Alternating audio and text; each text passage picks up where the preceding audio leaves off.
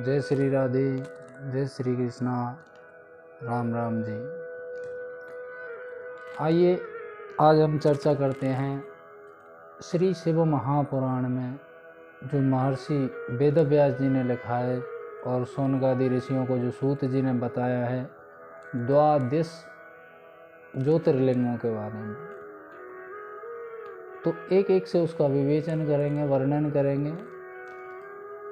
महर्षि वेदव्यास जी ने लिखा है, सौराष्ट्रे सोमनाथम च श्रीशैले मल्लिकार्जुनम उज्जयिन्यां महाकाल ओमकारे परमेश्वरम केदारम हिमवत पृष्ठे डाकिन्यां भीमाशंकरम वाराणस्यां च विश्वेशं त्र्यंबकं गोमती तटे वैद्यनाथं चिताभूमौ नागेशं दारुकावने सेतुबन्धे च रामेशं गुष्मेशं च शिवालये।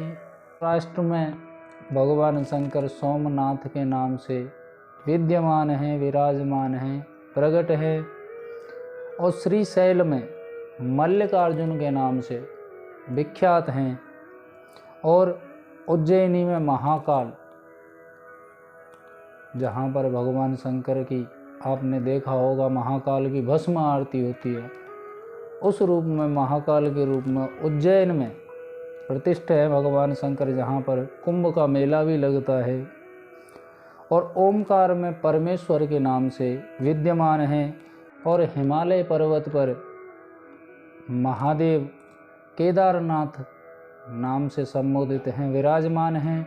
डाकिनी में भीमाशंकर महादेव हैं और वाराणसी में विश्वेश्वर नाथ के नाम से विख्यात हैं।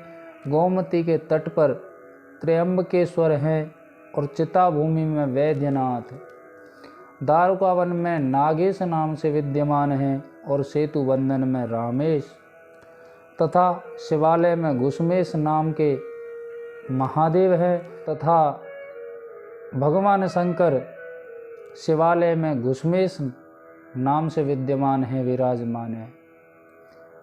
इस प्रकार महादेव द्वादश ज्योतिर्लिंगों के रूप में विराजमान है, विद्यमान है, प्रतिष्ठित है।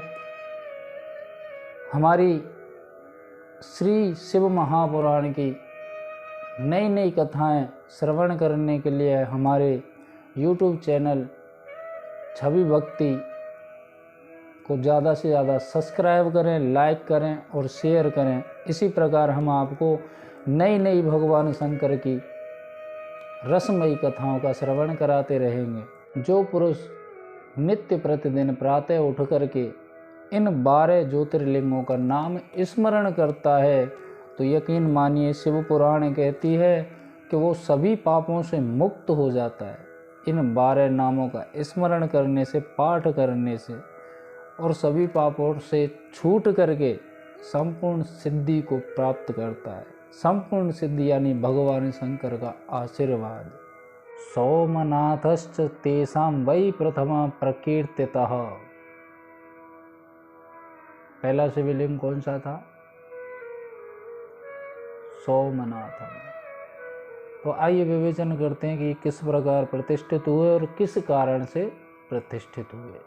चंद्रम च स्वामिनः प्राप्य शोभमाना विशेषतः चंद्रोऽपि चैव ताः प्राप्य शोभते स्म निरंतरम। दक्ष प्रजापति ने अपनी रोहिणी और रेवती कन्या सहित 27 कन्याओं का विवाह अत्रि और माता अनुसुईया के पुत्र चंद्रमा के साथ किया। लेकिन चंद्रमा केवल प्रेम रोहिणी से करते थे, अन्यथा और पत्नियों की तरफ वो ना तो समय देते थे, समय देना तो छोड़ो, वो उनकी तरफ देखते भी नहीं थे। एक समय की बात है कि दक्ष महल में बसंत उत्सव आया। वसंत उत्सव पर सभी पहुँचे, देवता, गंधर्व, राग, रागिनी इत्यादि। क्योंकि दक्ष प्रजापति उस समय राजा थे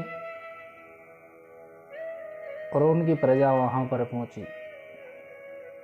भगवान शंकर से दक्ष द्वेष करते थे और विधि के अनुसार इन्हीं के यहाँ माता आदिशक्ति ने जन्म लिया था, प्रकट हुई थी और वही आदिशक्ति माँ सती के नाम से विख्यात हुई। एक समय की बात है कि जब बसंत उत्सव हो रहा था तो सभी अपनी प्रतियोगिताएं दे रहे थे। प्रतियोगिताएं देने के बाद में जब माता सती का नंबर आया तो उन्होंने शिवरंजनी जो राग है उस पर अपना नृत्य किया और उस शिवरंजनी में इस प्रकार खो गई कि भगवान शंकर को उनका साथ देने के लिए आना पड़ा। भगवान शंकर के बारे में जब पता चला, शिवरंजनी का जब राग बज रहा था वो तो विख्यात राग था और विख्यात राग ऐसा था कि चंद्रमा समझ गए कि ये भगवान शंकर की लीला है। तो उन्होंने भी कुछ नहीं कहा, लेकिन दक्ष प्रजापति को जब पता चला और वो आए महल में क्रोधित होकर के आग बबूला होते हुए, चंद्रमा से पूछा कि ये किसकी करतूत है। तो चंद्रमा ने कह दिया कि पिताजी इसमें मेरा कोई दोष नहीं है। दक्ष प्रजापति ने सोचा कि कहीं ऐसा ना हो कि भगवान जो अपने आप को भगवान कहता है, ये महादेव, ये दुष्ट पाखंडी शमशानवासी, ये मेरी पुत्री को अपनी ओर आकर्षित कर रहा है। चलो होगा जो देखा जाएगा। उस समय बड़ी धूमधाम से वसंत उत्सव मनाया गया। सभी को विदा कर रहे थे दक्ष प्रजापति, तो अपनी पुत्रियों को भी विदा कर रहे थे। जब चंद्रमा को विदा किया तो वो रोहिणी को लेकर के जाने लगे। रेवती वहीं पर रह गई। रेवती से पूछा क्या बात है पुत्री क्यों नहीं गई, तो उन्होंने बता दिया कि ये मेरे पति जरूर हैं लेकिन उन्होंने मुझे पत्नी का दर्जा नहीं दे रखा है। चंद्रमा को बुलाया गया। दक्ष प्रजापति ने पूछा क्या बात है पुत्र, क्या कारण है,